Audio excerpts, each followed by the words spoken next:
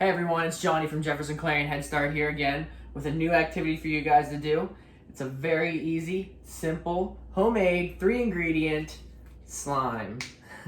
Now, it seems like anybody with kids nowadays knows what slime is, have played with it, but here I'm going to teach you how to make it at home. It's fun to do. The ingredients are simple. Most of them you probably already have, or if you don't, they're rather cheap. So, take a couple minutes. It doesn't take long at all. Make this with your kid. The experience is fun. The slime's fun. It'll be a good time.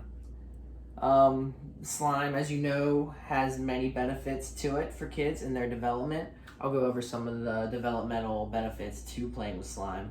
That's right, things you actually play with that have benefits. How cool is that?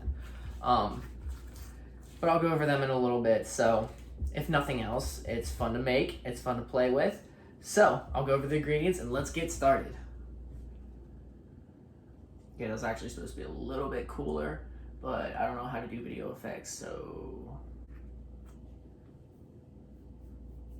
Alright, so let's go over the ingredients and we'll start making our slime. First one is just simple school glue. Elmer's is fine, whatever you can find at Dollar General or Walmart will work, I'm sure. Just one container of that, 4 to 6 ounces or whatever it is. I poured mine out already because it takes absolutely forever for all of it to come out.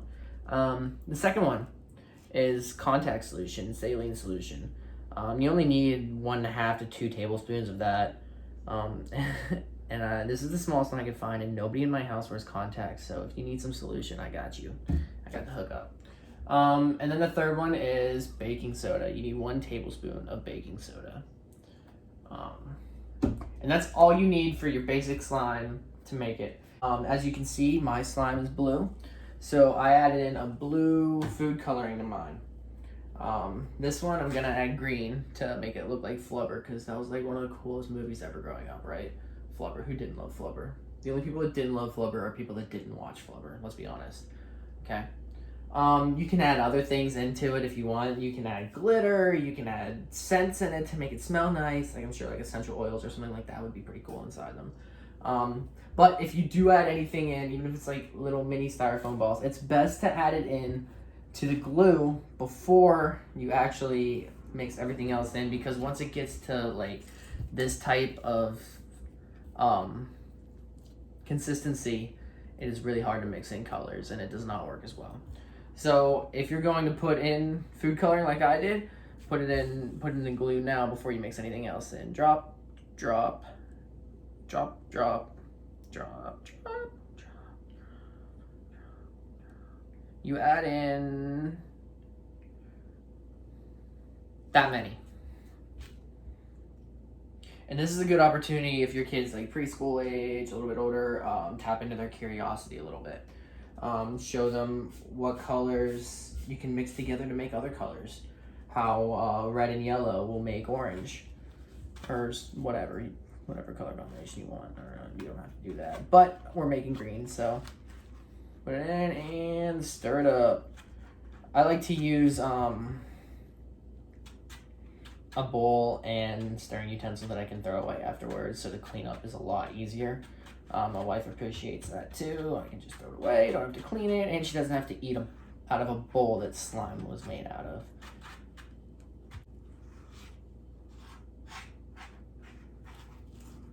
Also, I don't want to hear any flack for stirring with the wrong end of the spoon. Once everything actually stiffens up a little bit, it's a lot better, because once it reaches like a thicker consistency, this part will break off a lot easier. So, I'm not doing it wrong, it's just a lot easier this way, alright? Alright. Alright. Then once your color's in, or your scents, or whatever else you're putting in, has reached a cool looking color tone, the next ingredient that goes in will be your baking soda.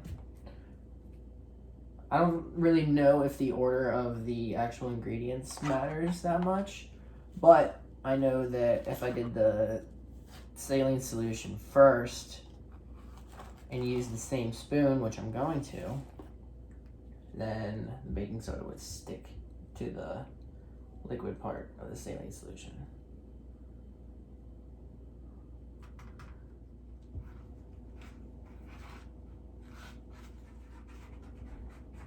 Okay, and that you just want to mix until there's like no powder left on top. Very simple. Now you get your 1.5 to 2 tablespoons of saline solution. I like to do 2. The more saline you add, the thicker it'll get. It'll be more like a consistency of gack. Do you remember playing with gack when you were a kid?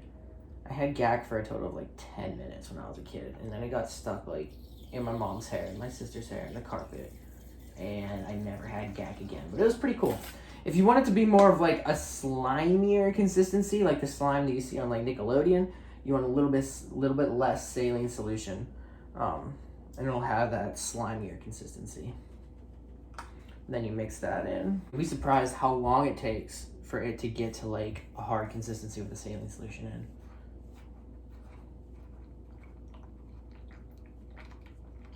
I'm just kidding. It's already like, well, yeah. And depending on, you know, where your child is at developmentally, they can help out with different parts of this, the stirring, the mixing, the measuring, if you want them to measure out. Okay. Once it reaches a consistency like this where it's going to stick to your stirring utensil, you see, if I was using the other end of the spoon, that would be difficult. Once you reach where it's like that consistency, then mixing is no longer appropriate and you have to knead it. And to knead it, you just pick it up out of the bowl. And you say, my life isn't the same without you. I need you. Hashtag dad joke. I know that was bad. Please don't stop watching. But then when you knead it, you just mix with your hands. It will be a little sticky at first, but as it stiffens up, it'll take some of that like off your hands.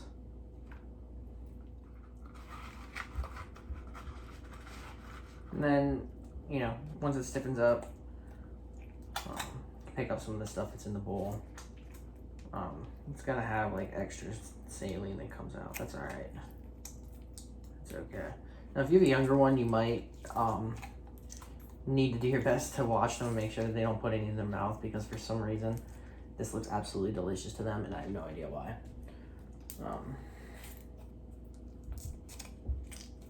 If there's too much liquid, if it's too sticky, you can always put more baking soda in. Same if it's too tough and too thick, you can put a little more saline solution in, but this seems to be pretty good. As it stiffens up a little bit, you can get some of the stuff that's stuck down into the bowl and put it on. As you can see, I didn't have to clean my hands off much at all. It takes it right off and becomes a part of the actual slime.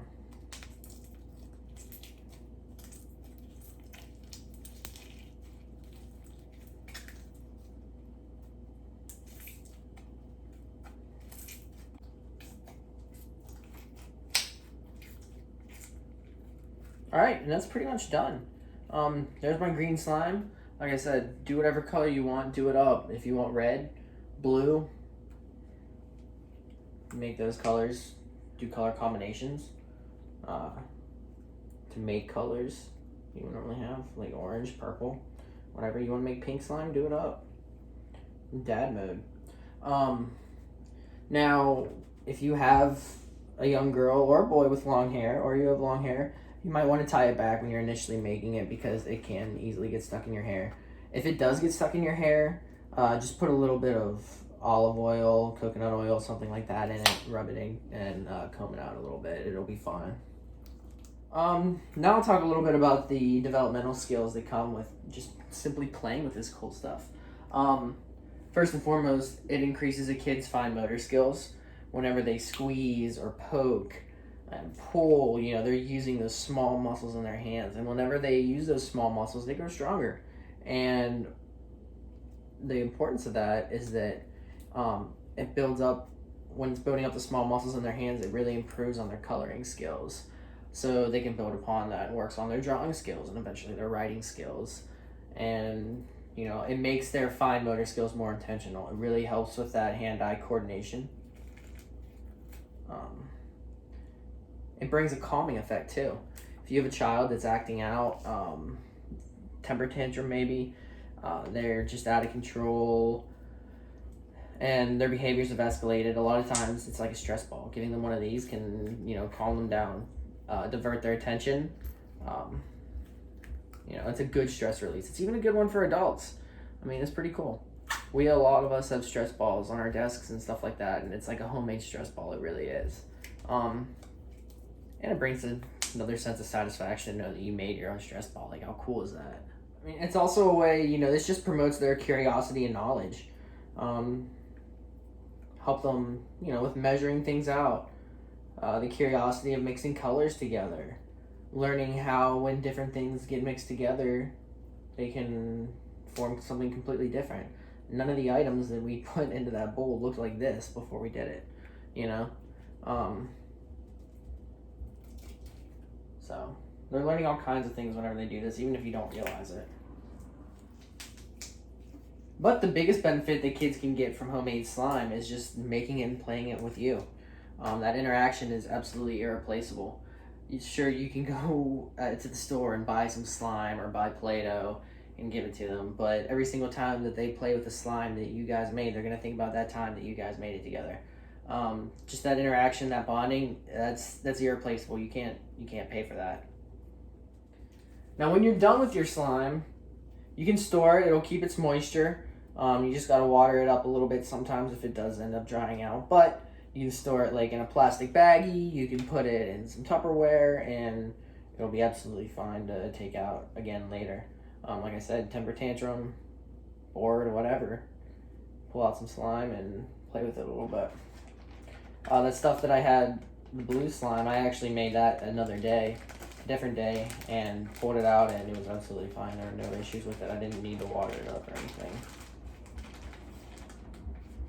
Like you see, it's still completely fine.